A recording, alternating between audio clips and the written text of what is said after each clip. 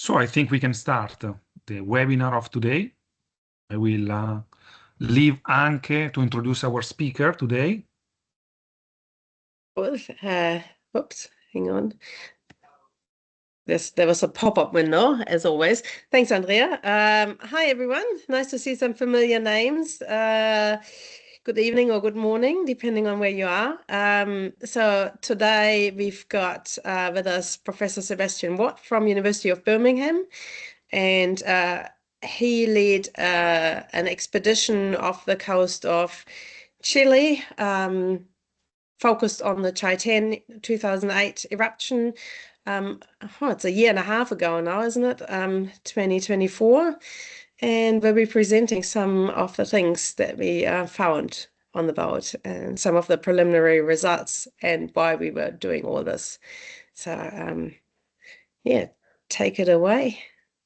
Great, thanks, Anke, thanks, Andrea, and yeah, thank you for the invitation to give this seminar today. It's great to see you all here. Please do sort of come in with questions during the talk as well, or feel free to put that in the chat. I'll try to make sure we sort of leave time at the end for questions and discussion. So hopefully you can see the screen. If anyone can't see the screen Yes. or can't hear me, just shout out.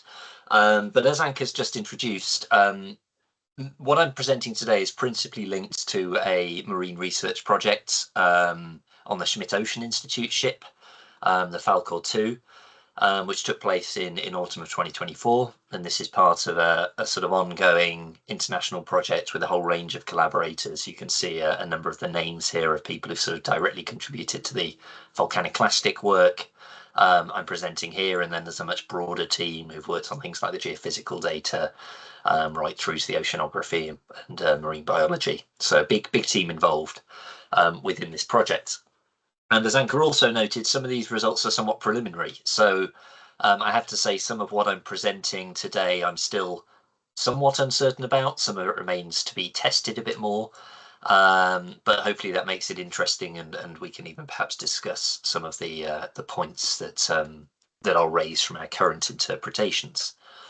So let's get on with the talk. We've got a picture here in the background of Chaiten in southern Chile. Which, for those who aren't familiar with the region, this is, if you can sort of picture Chile, about 2/3 of the way down Chile, if you like, in northern Patagonia, on the western side of the Andes. So it's a densely forested region, as you can see, with high levels of rainfall, and it's also host to a number of arc volcanoes along the subduction zone. And these volcanoes, from sort of around the region of Chaiten southwards, are fairly near the coast. So they're within distances of maybe 10 to 20 kilometers, mainly fed through fluvial pathways, but they're capable of sort of impacting the adjacent coastline. And that type of impact is exactly what we can see here. So this is the town of Chaiten, which sits around 10 kilometers or so down to the south of the volcano. And it was inundated after the 2008 eruption by lahars, by secondary lahars, that remobilized very large volumes of generally fine-scale volcanic material, so volcanic ash, remobilized that down the existing river channel, which then exceeded the capacity of that river channel and cut a new channel directly through the center of the town. You can see some of that new channel here. And then deposited huge volumes of sediment, constructing this delta that extended the coastline of the town very dramatically. So I think it's fairly obvious from this image that this had major disruptive impacts to the town itself. The town was entirely evacuated. It was inundated in places by a meter or more of laharic sediment. The coastline was extended by many hundreds of meters with this new delta, so it transformed the shoreline, the sort of local infrastructure, and caused major regional disruption. Now, what I'd emphasize is all this material you can see is secondary transportation of volcanic sediment. So this was not deposited from the tephra plume. It wasn't primary ashfall. This is retransported by rainfall on the ash-laden slopes around the volcano in the days and weeks following the eruption. Now, in this talk, I want to, first of all, take a bit of a step back, actually. There's various reasons why we might be interested in what happens when lahars reach the ocean, what happens after an eruption in terms of sediment transport and the impacts that has on the surrounding environment. But the angle I'm going to sort of emphasize, first of all, is whether we can potentially use these types of events to improve our record of past eruptions. So I just want to first outline what I see as some challenges in eruption record reconstruction and why these types of events may help address some of those challenges. So that brings me on to the second point as to why I think it's interesting to explore what happens in the aftermath of an event and where that volcanic material that is produced in explosive eruptions ultimately resides, what its fate is in the geological record. And then using that, think about the lessons that we might be able to draw from southern Chile, and I will just focus on this Chai 10 eruptive event in the talk today, linking to our new results from the research cruise in 2024. So first, just taking a sort of step back and thinking about volcanism in southern Chile and how and why we might be interested in reconstructing eruptive behaviour. So I'm just showing images here of the 4 largest explosive eruptions in the southern part of the southern volcanic zone, which occupies the sort of southern third of Chile in the past few decades. So there's a very big eruption in 1991 at a volcano called Hudson, very sort of remote, little studied volcano right at the southern end of the southern volcanic zone, and we can see the eruption plume here in this sort of early satellite image going across Argentina towards the Atlantic Ocean. We can see an image from Chai 10 in 2008 that looks extremely similar. We can see again a high-level stratospheric eruption plume dispersing to the east across Argentina again towards the Atlantic Ocean. You can see a similar plume direction in this image. And then a few years later, a volcano a little way further north called Ancoye, again dispersing ash across Argentina. And then similarly in 2015, a volcano called Calbuco, which is a little to the north of Chai 10. This is actually after the initial intense eruption phase, but you can see again the same sort of processes with an eastward transported plume. Now I show all these because we can see, first of all, that these events have major regional scale impacts. I think that's fairly obvious. They're dispersing ash over large areas of Chile and Argentina, and the image of Chai 10 sort of highlighted the disruption that these events can cause. But what I want to also emphasize is how these are all dispersing to the east. This is the prevailing transport direction.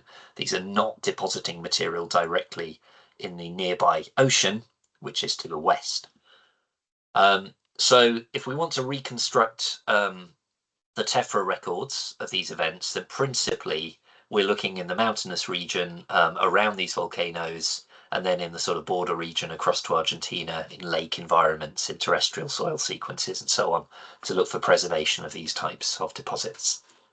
So just to sort of summarize and emphasize the impacts of these events, these 4 eruptions, you can see the source volcanoes here, you can see the other volcanoes of the arc, and the isopack maps show the thickness, equivalent thicknesses. The solid line is 1 centimeter thickness, which gives you a sort of indication of the relative sizes of these 4 eruptions. You can see the Hudson eruption was particularly large. So just to summarize, these are sort of major regional events. These have all occurred within the timescale of, what, three or 4 decades. And I think it's interesting to consider these big eruptions on a sort of recent human timescale. How likely and how extensively are these going to be preserved in the geological record? What is our capacity to go back in time and identify similar events in the geological record? And I would argue that ultimately that's probably quite poor and dependent on certain environments, and we're likely missing a very large number of events of this sort of size when we reconstruct the Holocene tephra record. We can sort of see that pattern emerging if we look at a volcano like Calbuco, which is highly active. These are all its historical eruptions over the last century and a half. We can see it's had multiple explosive eruptions. Apologies, I haven't added a scale, but these biggest circles are an estimated VI of 4.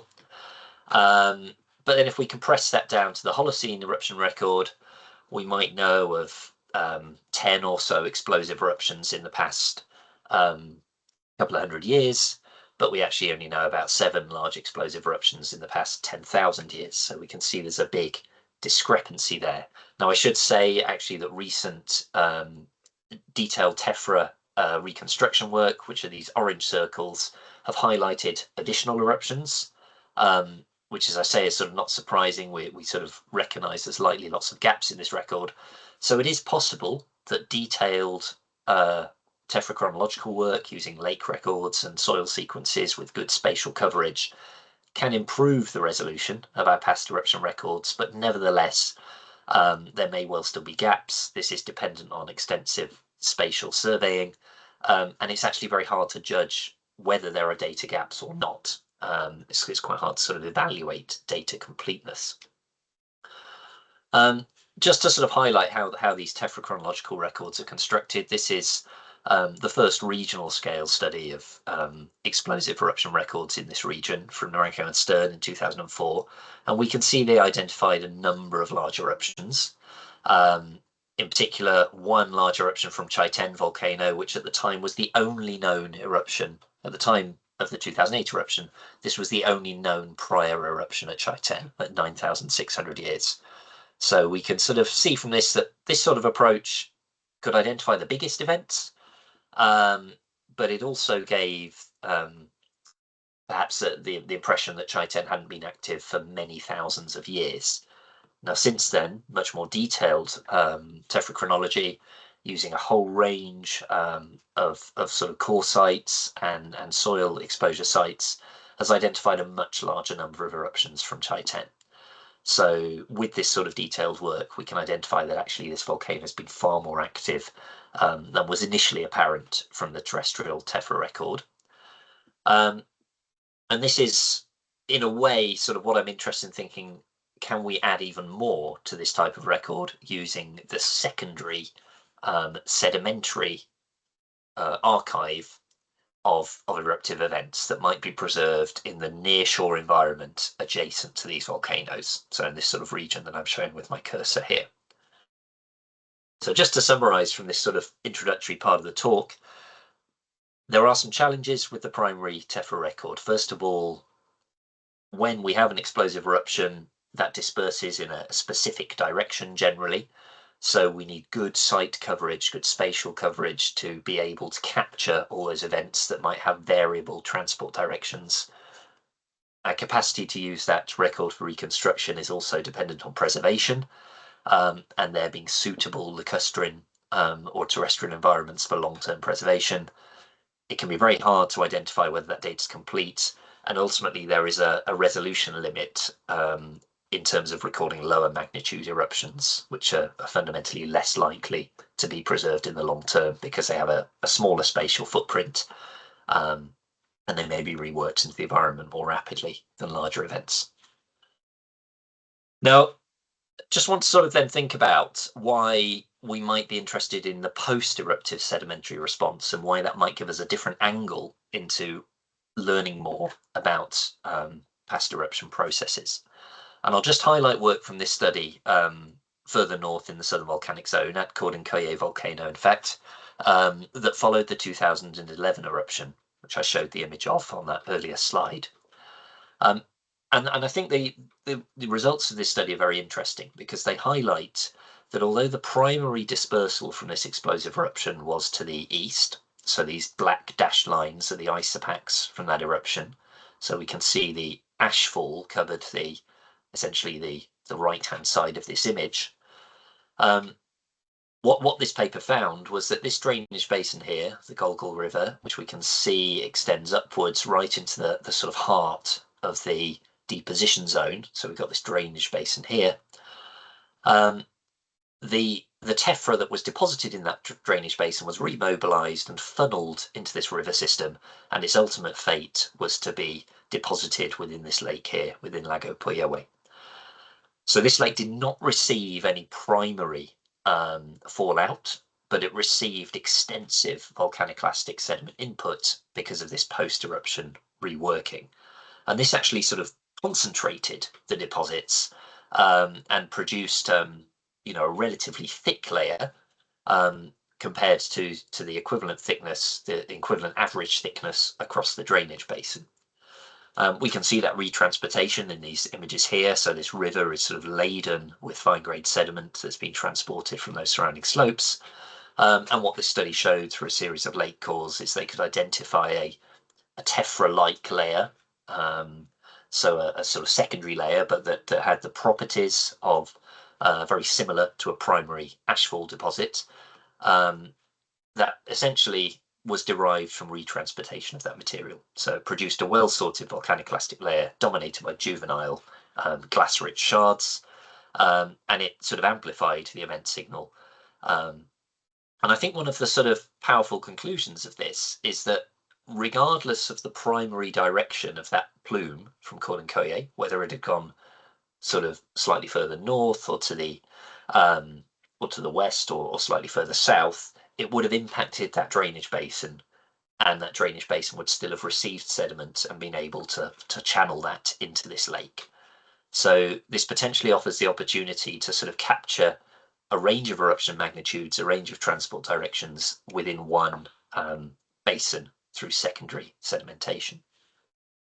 So this was the sort of angle I wanted to highlight here in terms of maybe an alternative avenue into understanding these types of events. So we'll now go to Chai 10, which we can see here in the aftermath of the 2008 eruption.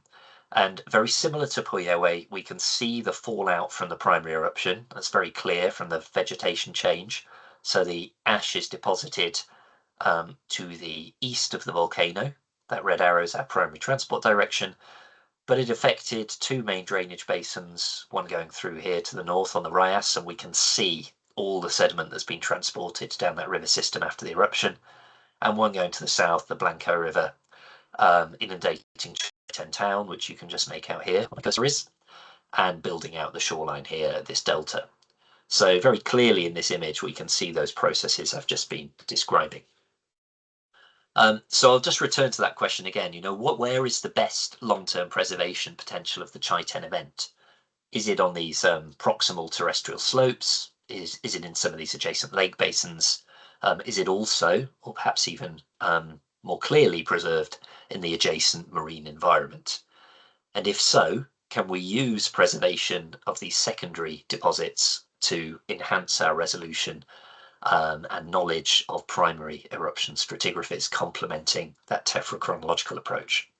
Now, of course, more broadly, understanding what happens when these lahars interact with the coastal environment and the ocean can also help us address a whole range of other questions. We might be interested in what the impact is of these types of explosive eruptions on marine infrastructure when that infrastructure is impacted by secondary lahars and secondary transportation. What's the response of marine ecosystems and biota, fisheries, and so on to those impacts? What does this help us learn about marine sediment transport processes and how sediment is dispersed in the marine environment? And if we can understand all of this, if we can understand the footprint, if you like, of the 2008 eruption in the marine environment, can we then use this to identify sites that we would best target to reconstruct those longer-term eruption histories? And of course, we might be interested in those longer-term histories in terms of understanding hazards, frequency magnitude relationships of eruptions from these volcanoes, what might control the long-term tempo of eruptions, for example, things like climatic controls or ice sheet related controls would be of interest in southern Chile. Okay, so in the remainder of the talk, I want to move to Chai 10 and talk about some of the early results from the expedition in 2024. So just to go back to this photo first and to emphasize the transformation of the coastal environment that took place after this eruption. So this photo on the next slide is Chai 10 town before the eruption, and if you just look at the sort of coastal change, we can see that the shoreline was near to the town. We can see the sort of grid-like form of the town, and that the river was on the east side of the town and then entered the sea much further south. So just flicking back, we can see how the river now, as a result of the eruption, cuts right through the middle of the town and constructed a new channel and the pre-event shoreline was something like this. So very clearly there's been huge volumes of sediment transported in a matter of days principally after the eruption, and then continuing to be a sort of active system for months to years after the event. So just to look in a bit more detail briefly at the primary impacts of this event, because I think it's important to sort of recognise how the primary and secondary dispersal differs. So the primary impacts were in the area immediately around Chaiten, which is sparsely populated except for the town of Chaiten to the south, and then across a very large patch of northern Patagonia in Argentina, with a complex dispersal from multiple eruption plumes over several days. So we can see sort of what the deposit looks like on the ground here. You can see it's very fine ash rich. So it's this sort of pale powdery deposit coating the landscape, with a thickness in the border region of maybe 1 centimetre or so, and then thickening to several centimetres closer to Chaiten. Closer to Chaiten, just to show this sort of image again, pre-eruption and then post-eruption. So you can see very clearly from the colour change the principal region of ash fallout over here, depositing a lot of ash actually over this adjacent volcano, which is called Minchimohuida. Not really going to mention this today, but there is another active volcano affecting these drainage basins, and that potentially has its eruptions sort of recorded in terms of impacts in the marine environment here.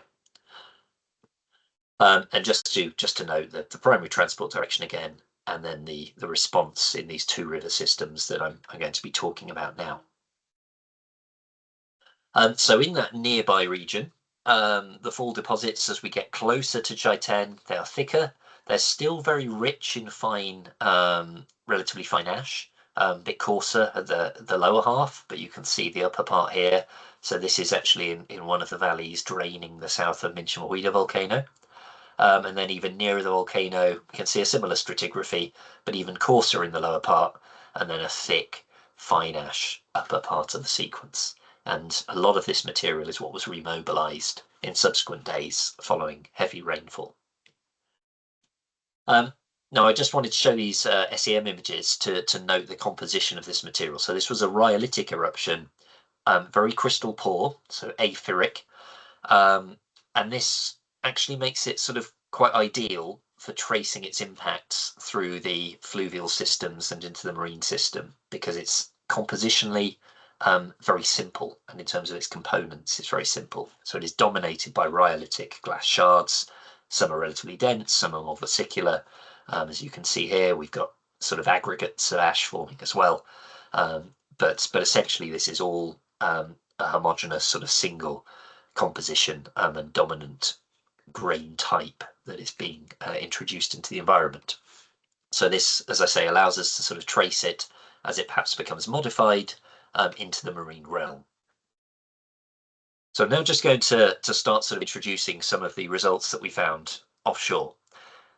Now, actually, on this research cruise, we surveyed a rather larger region. This included some sites offshore Calbuco to the north and right through to the continental shelf further to the southwest. I'm not going to be presenting those results today. I'm just going to look at the region that we surveyed offshore Chaiten. What you can see on this map is the bathymetry that we collected.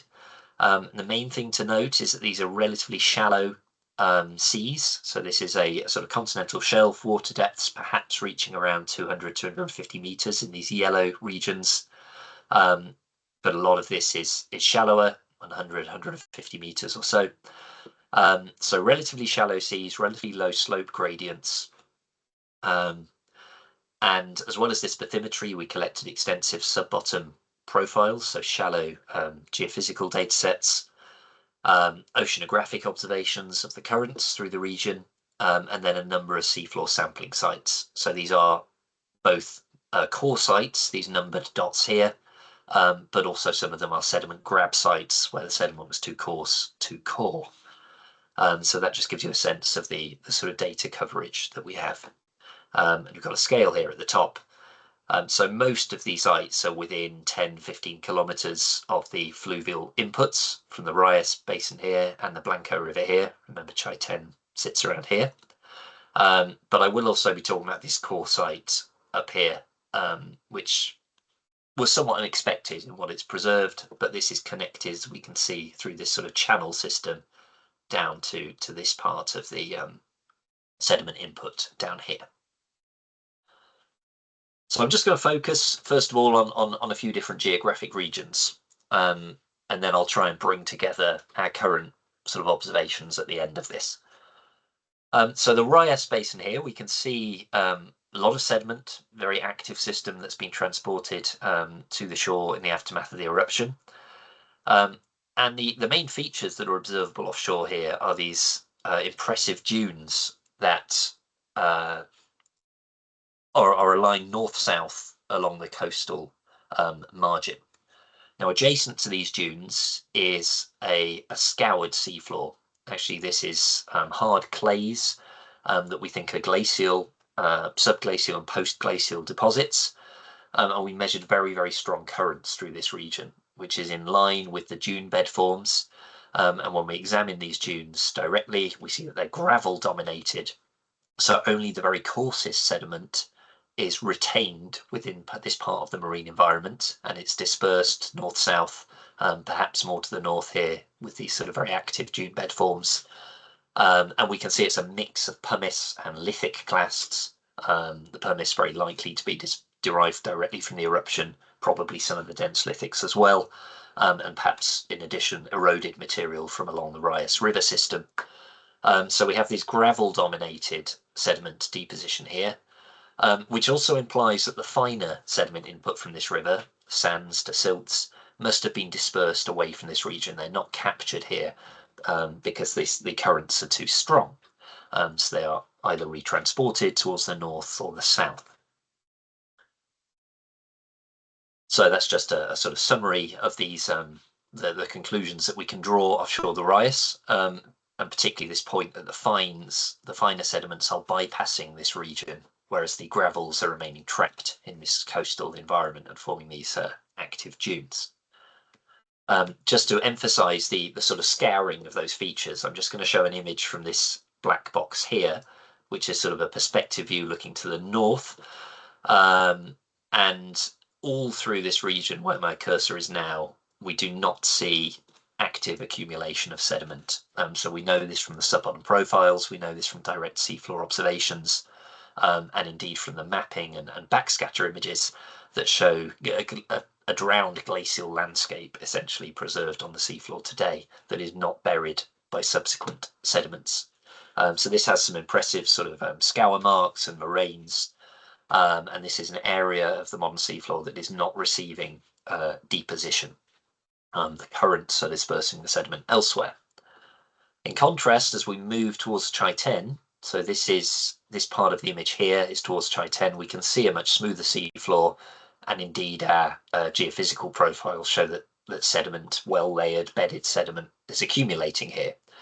So we're already observing quite a complex pattern of sediment dispersal that is current controlled, that is linked to grain size and grain properties. So with this differentiation, say, between where the gravels are retained and where the finer sediment is going, and that is spatially complex because of the bathymetry and topography and the interaction of the currents in the region with that. So this means that our sort of dispersal of sediments is potentially quite unpredictable. Now I'm just going to move then to the south of the Rias system and now focus mainly in this bay here offshore Chai 10, where we have a large number of cores. Now I realise there's a lot of information on this slide. I'm not going to talk in depth through all these cores, but I just want to highlight a few key points. So apologies if it sort of is a long list of core numbers, but hopefully the main observations will make sense. So first of all, just to note, as I mentioned, we've got this core number 4, which is well to the north along this channel that has some connectivity, although it's not a continuous gradient, to the Rias input to the south. And in this core, we actually see a number of volcaniclastic layers clearly preserved. So in these cores, all the coloured lines are discrete sedimentary horizons, generally rich in volcaniclastic material. whereas the white intervals are homogeneous sequences. They may still contain volcaniclastic material, but they were not sort of obvious macroscopic discrete layers. So you'll see that some of these cores have multiple layers, and in some of them there's a sort of continuous gradient of different layer types. The colours really just reflect the different colours of those layers themselves, the grey ones being purer volcaniclastic material. So core number 4 in this channel up here preserves a large number of layers. If we then look at core number 12, which is at the north of the bay near Chai 10, it also preserves a number of discrete layers. But in contrast, core 23, in this basin off to the south, again, we see a number of discrete horizons. But then perhaps surprisingly, we could look at a core like 11, which sits between 12 and 23, and then there's very little visible stratigraphy in there at all. So again, this is pointing to the idea of sort of spatially complex and perhaps difficult to predict sediment dispersal patterns. If we move from core 23 to core 22, which is a bit nearer to the main Chai 10 sediment input, as we might expect, we see coarser grained sediment, we see visible pumices within the stratigraphy, and this was actually sand dominated and sort of bottomed out within thick volcaniclastic sands. So I don't think we got sort of below that interval there. Adjacent to that basin where core 22 is, actually the near surface volcaniclastic deposits are thinner, and we likely do get to the base of them, but again they're consistent with thick accumulations of sediment, quite likely to be derived from Chai 10 and the 2008 eruption based on its physical appearance. And then as we move towards the shore on the margins of the delta, we essentially see a thickening of that sequence. So that would be these cores here. We can see the entire core is dominated by a sort of complex interbedded sequence with multiple volcaniclastic horizons. Now, what I haven't just mentioned, and which is sort of a surprising result that requires more thought, are the red labels on here, which are radiocarbon ages, and which have led us to a quite different interpretation to that which we might initially have developed. And as I say, I think this requires still some further thought and testing and correlation. But just to highlight, core number 4 and 12, for example, we have recovered a lot of modern radiocarbon ages. So while these multiple volcaniclastic layers look like they're covering potentially quite an extensive time span and multiple discrete events, the ages are suggesting that actually this has perhaps accumulated very rapidly over very short timescales. I'll come back to what that could potentially imply in a few slides' time. But first of all, let's just focus in on the delta front, the observations we can make there. So just to note that we have these geophysical images, and there's a sort of structureless, chaotic near-surface layer that is likely to be from the 2008 event. We know the delta grew rapidly, so it is reasonable to infer that thick near-surface unit is linked to that prograding of the delta after the eruption. Given the thicknesses, it's therefore likely that our cores just tap into the very upper surface of this, and not necessarily into the deeper part of the deposit or right through it. You can see an image of what the sequence looks like there, with this sort of various shades of grey, streaked deposit with a sort of muddier top. And just to note that we took a couple of grab samples on this delta front as well that entirely recovered a homogeneous mud. So there is a thick, muddy top to this sequence, which implies very large quantities of sort of terrigenous fine-grained sediment continued to be transported onto this delta in the aftermath of the eruption. But when we get down through that muddy top surface, we can see a complex sequence, complex multi-layered sequence. Now, some of these grey layers are very pure in terms of their volcaniclastic components. They're dominated by rhyolitic glass shards. Some are much more mixed. So just to sort of summarize on core 17, that sort of variation, I've got some SEM images here that maybe it's not as clear as it could be perhaps at this scale, but some of these are very rich in rhyolitic glass shards. These are the paler horizons. The darker horizons tend to still have a rhyolitic component, but they also have a mix of other class types, mainly igneous class types,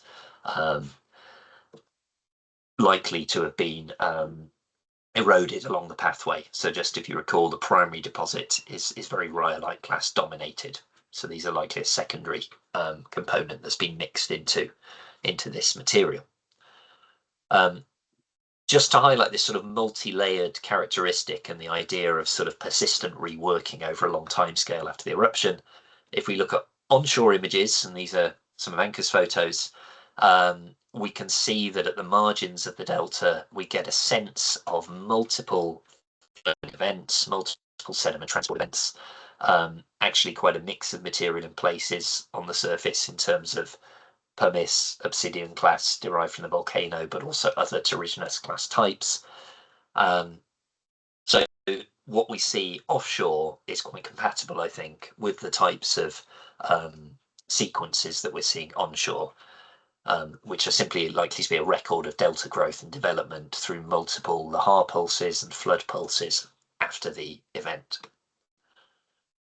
But also is perhaps reasonable, and if we think about the landscape transformation in the aftermath of this eruption. So because this eruption destroyed a huge region of vegetation on steep slopes, it seems reasonable that there would have been extensive erosion following the eruption, loss of soils from places.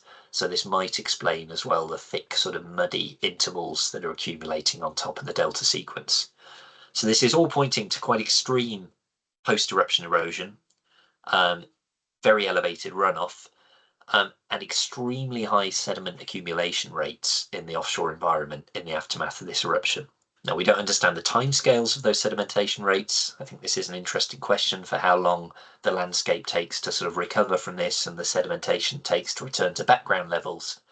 But it implies that our offshore sedimentation might be extremely variable in terms of accumulation rates. And this variation might not be obvious if we're looking back in deeper time records and relying on a few dates to construct a chronology.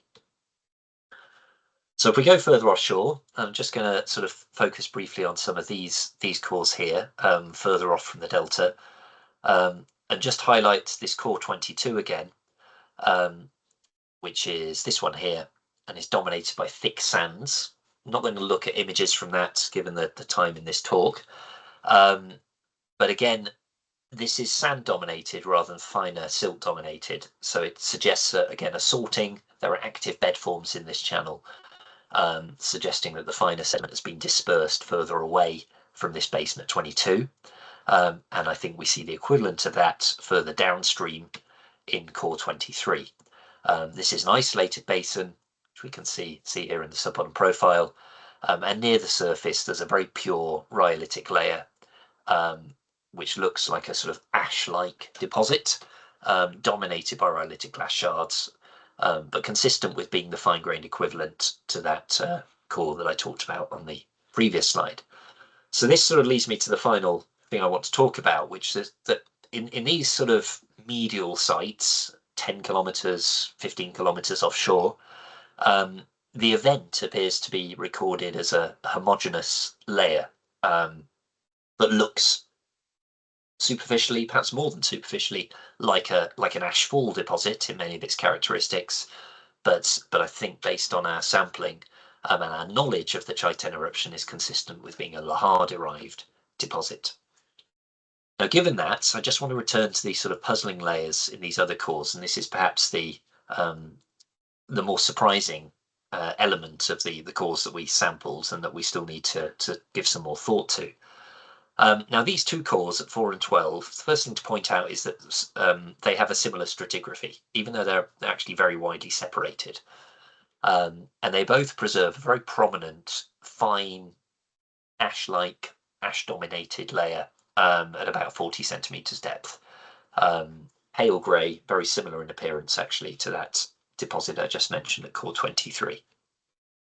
Now, the ages that we've obtained, again, suggest this is all sort of accumulating very rapidly, and that these could be a very young deposit, which was not, I think, our initial interpretation of these. Just to show from the images, these are sort of rhyolite glass dominated.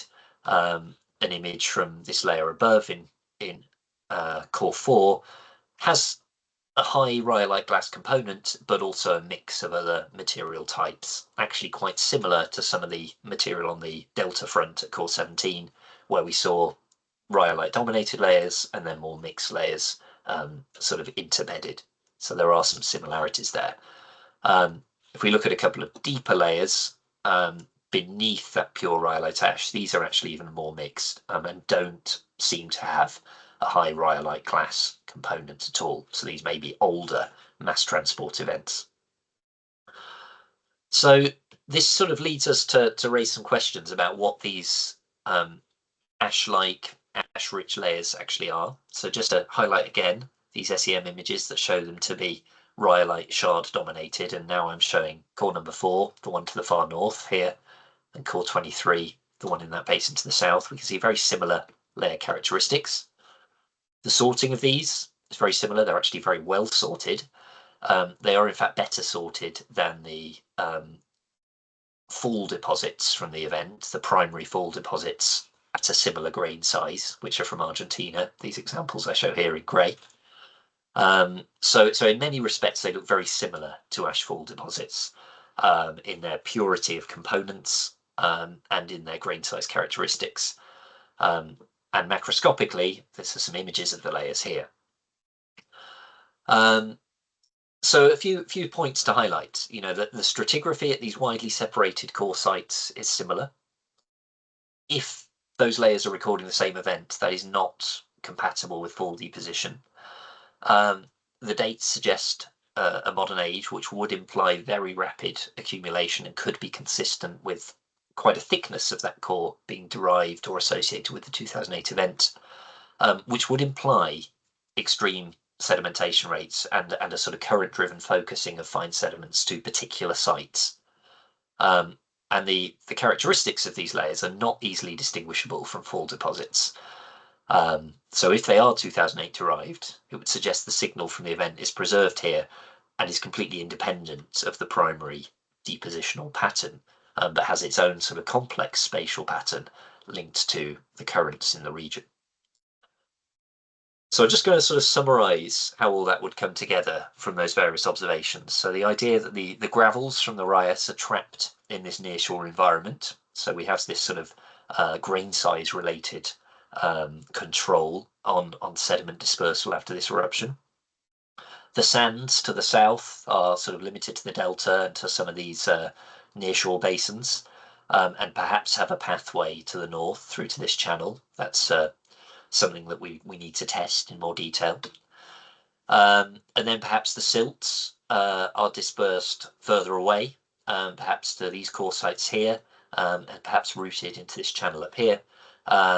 And the finer sediments, perhaps as a cryptic eruption-derived deposit, of course, may be transported to even greater distances offshore. But what this is pointing to is really quite an unpredictable and a complex spatial dispersal pattern, very strongly influenced by currents and the bathymetry. So that would be sort of the main conclusion from the current observations. I think there are important implications for how we maybe can identify the nature of deposits and discriminate between primary and secondary deposits in some of these nearshore or coastal environments, particularly following ash-rich eruptions. The timescales of this require some further work, but they imply, and at least at the delta front, I think it's very clear, very extreme erosion and sedimentation rates in the aftermath of this eruption. And they suggest, certainly I'd say a site like 23, down to the south here, that Lahar-derived deposits hold strong potential to record this particular eruption and therefore to access volcanic event archives if we can understand the deposition in the aftermath of these events and how we can link those to the source volcano and the source event. So I'll just finish here with a few sort of remaining points. We need to sort of work more on some of the chronology and correlations. I think there are still unknowns around the timescales and the rates of these sediment transfer processes, how they maybe decay through time. The controls and the mechanisms of that transport, and particularly the influence of currents, requires some further exploration. But I think in general, the results already have interesting implications for erosion, organic carbon transport and burial, sediment accumulation rates, landscape response and recovery in the aftermath of these eruptions. And they suggest that the sort of the long-term preservation of these deposits is potentially quite good offshore, although we don't understand how this might be dispersed even further along the continental shelf or even to the deep marine environments. But overall, I think there is a good prospect in places, at least, for targeting deeper time records of these types of volcanic records as well.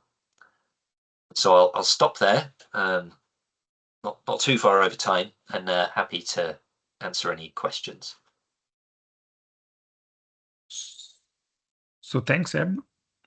It was very nice talk, and you finish exactly when I expect to finish. So great, thank you for staying time. Any question from the audience? I think we have we can start the discussion if someone have some questions.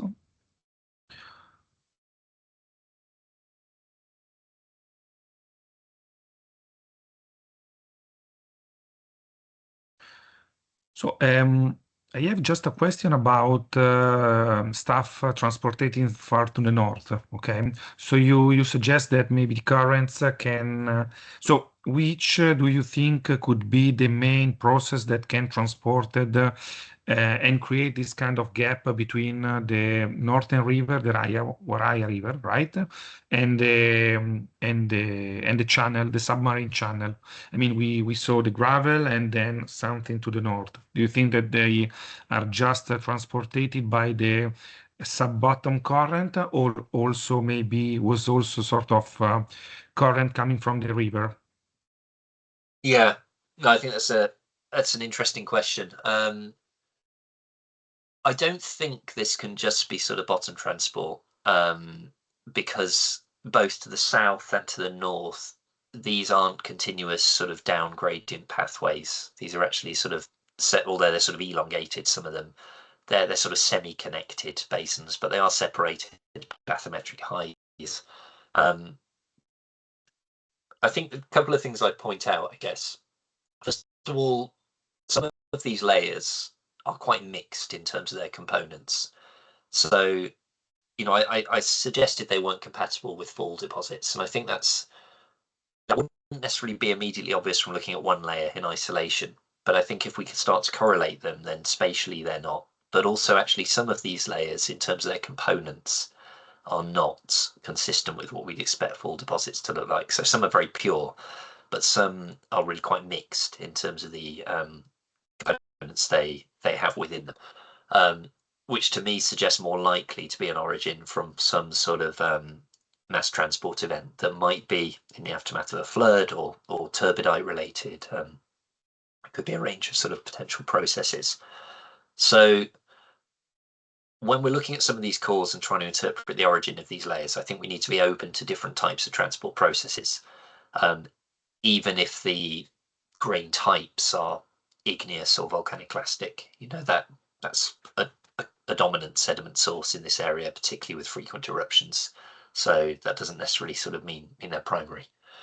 The other sort of puzzling feature in a way, then I think we can see this on the delta front as well as in these sort of more difficult to interpret, more distant cores, is how many individual layers there are, and this sort of separation of those layers by what looks like sort of relatively homogeneous, muddy sediments.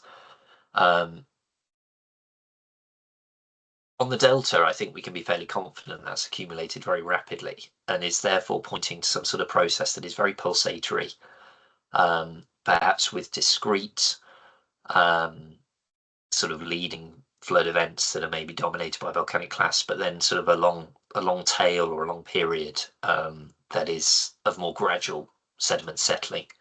But still, that must be quite rapidly accumulating very thick, sort of homogeneous intervals of more mixed material. We don't know in the sort of 18 years or so after the eruption, or 16 years when we sampled it, how many events that's recording, whether this is sort of recording annual periods of flooding. You know, I think these will all be interesting things to sort of understand. But if in the delta we're seeing such a complex pattern, then I think, you know, it is reasonable to think, well, what would the equivalent look like further downstream, particularly along the routes that sort of currents are influencing. But going back to your first question, I think, you know, it doesn't make sense this is just bottom current controlled.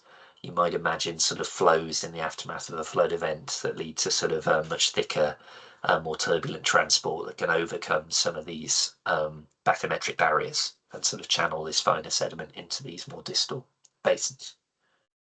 But lots, lots of uncertainty, I think, still, and lots to explore about the mechanisms.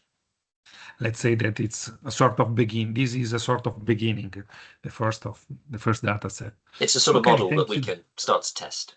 Yeah, exactly. Also, it's quite interesting to understand, as you said, how stuffs go in the past. When we are interpreting the past archives, we maybe are wrong in terms of processes. So this could be a really good case as for a modern equivalent, let's say. Okay, there is a question. Where is the question? It's in the chat, sorry. Just wait. Okay.